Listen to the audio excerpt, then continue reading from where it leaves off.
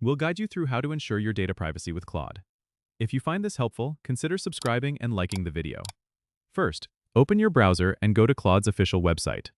Once there, log into your account using your credentials. After logging in, navigate to the Settings tab, which is usually located at the top right corner of the screen. Click on it, and then find the Privacy Settings section. Here, you can manage how your data is used and stored. Make sure to review each option carefully. You want to adjust the settings to limit data sharing with third-party applications and services. A tip here is to disable any unnecessary permissions that allow external apps to access your data. Next, look for an option that allows you to review and delete historical data. It's a good idea to periodically delete older data that you no longer need to enhance your privacy. Additionally, enable two-factor authentication if it's available. This adds an extra layer of security, making it harder for unauthorized users to access your account.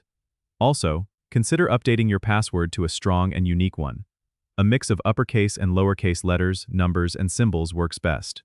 Finally, regularly check for any updates or patches released by Claude. These updates often include important security enhancements that help protect your data. By following these steps, you can significantly improve your data privacy with Claude.